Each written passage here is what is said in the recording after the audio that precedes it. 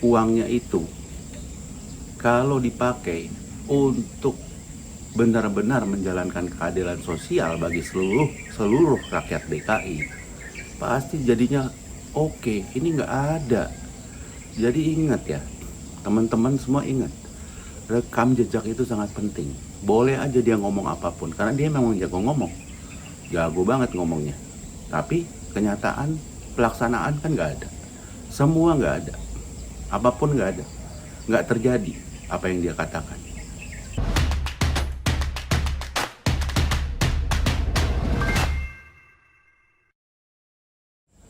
Sore teman-teman Siwur TV, kembali saya Suara dari Ubud, sharing ke kalian mengenai gubernur seiman kita, balik-balik gubernur seiman kita. Pada milad PKS kemarin, gubernur seiman kita ini berbicara mengenai PKS kali ini sejumlah tokoh tampak hadir seperti Gubernur DKI Jakarta Anies Baswedan, Menparekraf Sandiaga Uno, Wakil Ketua DPR RI dari fraksi Nasdem Rahmat Gobel, serta Wakil Ketua Umum Partai Demokrat Edi Baskoro Yudhoyono. Ini ada Pak Sandiaga Uno juga. Bhinneka Tunggal Ika, dan dia mau tunaikan yang namanya keadilan sosial. Wah, ini saya mimpi atau bagaimana ya dengar ini? Mimpi saya nih. Dia nggak lihat rekam jejak dia selama ini seperti apa. Bagaimana 2017? Yang namanya Bhinneka Tunggal Ika mana ada. Yang ada adalah ayat dan mayat. Terus kita ngomong soal keadilan sosial. Oke, kita bahas mengenai keadilan sosial seperti apa. Bicara keadilan sosial, ya, keadilan sosial. Gak usah bagi seluruh rakyat Indonesia, tapi bagi seluruh rakyat DKI. Memang dia sudah bisa lakukan selama ini. Yang dikit lagi masa tugasnya dia sudah habis. Masih banyak rumah-rumah kumuh, masih banjir. Di mana keadilan sosial? Sedangkan dia sendiri dengan semua pemerintahan daerahnya itu menghabiskan uang lebih hampir berapa ratus miliar ya. Mungkin ya katanya sih 560 miliar, nambah lagi, belum lagi pembangunannya. Kalian tahu Formula E kan? Nah itu Formula E, uangnya itu kalau dipakai untuk benar-benar menjalankan keadilan sosial bagi seluruh rakyat DKI, pasti jadinya oke. Ini nggak ada. Jadi ingat ya, teman-teman semua ingat, rekam jejak itu sangat penting. Boleh aja dia ngomong apapun, karena dia memang jago banget ngomongnya. Tapi kenyataan pelaksanaan kan nggak ada. Semua nggak ada, apapun nggak ada, nggak terjadi apa yang dia katakan. Semua yang dia rencanakan, dia janjikan pada saat dia melakukan debat dengan Ahok, pada saat mau pemilihan gubernur DKI, tidak ada yang jalan. Ada yang jalan? Nggak ada, sama sekali nggak ada. Oke, dia banggakan misalnya pembangunan gedung JIS yang di Ancol itu sih udah dijalankan dari zamannya Fauzi Bowo. Pembebasan lahan, taman BMW, ya kan? Udah ada. Terus dibantu lagi dari bantuan pemerintah pusat. Dana gampang lah, tinggal bangun. Apa susahnya nunjuk kontraktor? Semua orang juga bisa kalau kayak begitu. Apa susahnya? Teman-teman, teman-teman, sebetulnya banyak sih rekam jejak yang bisa kita lihat dari gubernur seiman kita ini yang nggak jadi apa-apa itu. Banyak. Dari zaman dia jadi menteri pun kita bisa lihat. Yang namanya PNS wajib untuk nganter anak sekolah itu kan udah kebijakan ngawur ya. Akhirnya PNS pada terlambat datang ke kantor. Terus siapa yang melayani masyarakat? Nah itulah, mikir. Nah itu, bingung kita melihat kebijakan seperti itu. Kemudian kita bicara mengenai resapan, tanah resapan. Ya, resapan karena itu adalah rahmat dari Tuhan masuk ke tanah. Itu juga udah nonsens. Akhirnya beli pompa untuk tarik air dari, hisap air dari si sumber resapan tersebut. Kembali buang-buang uang lagi. Padahal itu kalau dia bicara keadilan sosial itu bisa dipakai untuk yang lain. Jadi memang kita mesti lebih waras menerima hal-hal seperti ini ya. Waras, waspada, hati-hati. Jangan asal terbujuk bujuk rayu dari si gubernur seiman. Cuman sayangnya memang sih masyarakat kita ini banyak juga yang mudah sekali termakan oleh bujuk rayu seperti itu, atau termakan juga oleh hoax. Kenapa saya bilang gampang termakan hoax? Baru-baru ini di Solo, setelah si Tribun Ancol itu roboh, benar-benar roboh, kalau itu benar roboh, bukan hoax. Mendadak timbul hoax di Solo pada saat mereka mengadakan Car Free Day di sekitar Taman Sriwidari, dan dikatakan hoax tersebut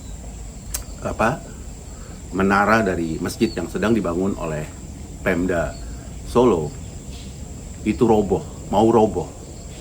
Seketika orang berhamburan gara-gara percaya sama hoax. Yang cilaka adalah kasihan pedagang. Banyak yang belum dibayar, bahkan terinjak-injak dagangannya.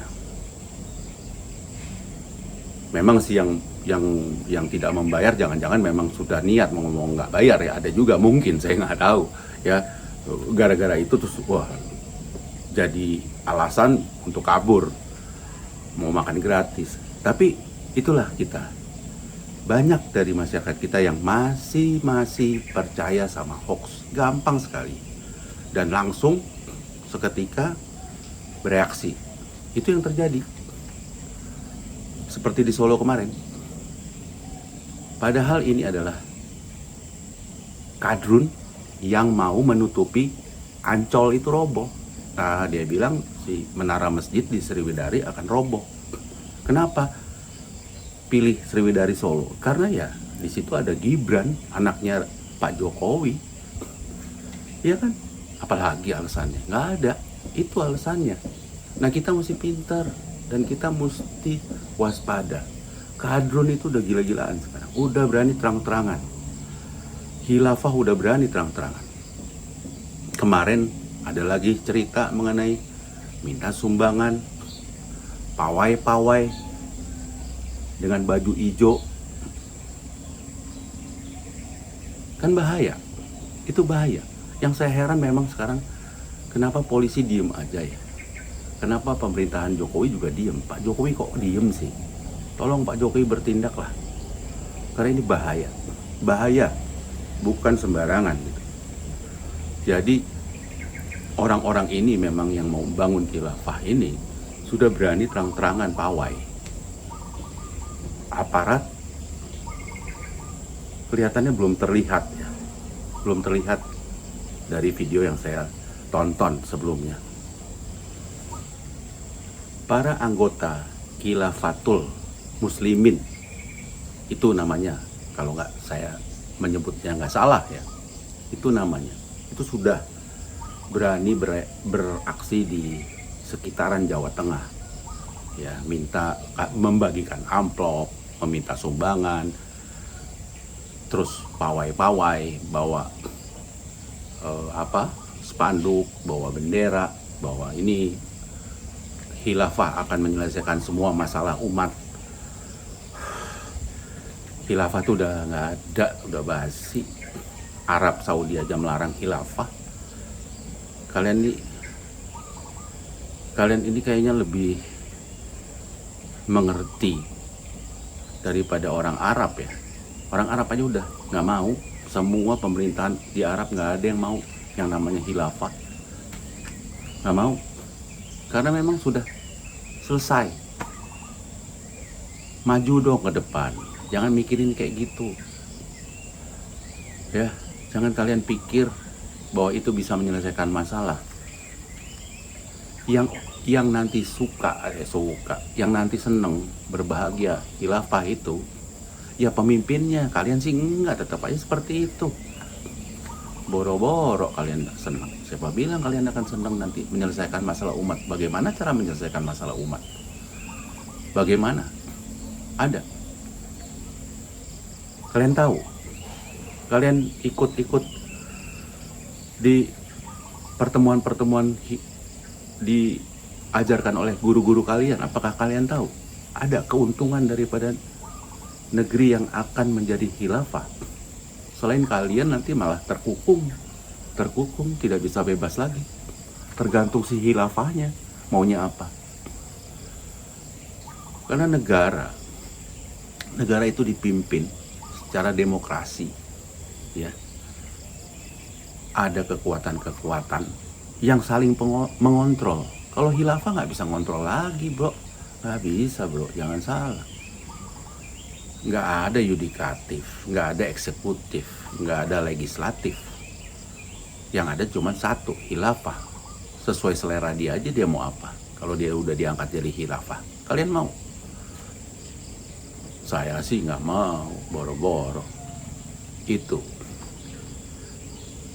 Baik, untuk teman-teman steward, kita mesti ingat bahwa memang waktu itu kelihatan jalannya lambat mungkin ya, tapi ingat loh, waktu kalau kita tidak acuh ya, toto cepet tuh, toto udah deket lagi 2024. Jadi ingat, jangan salah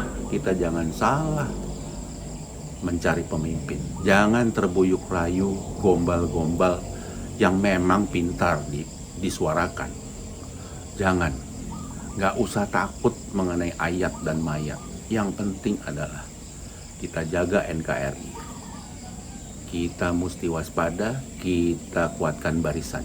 Kita tidak mau ribut, tidak mau perang, tapi kita berani untuk menyuarakan sesuatu. Jangan hanya diam saja dalam hati. Berani. Demikian teman-teman Steward TV. Saya Suara dari Ubud, mohon pamit.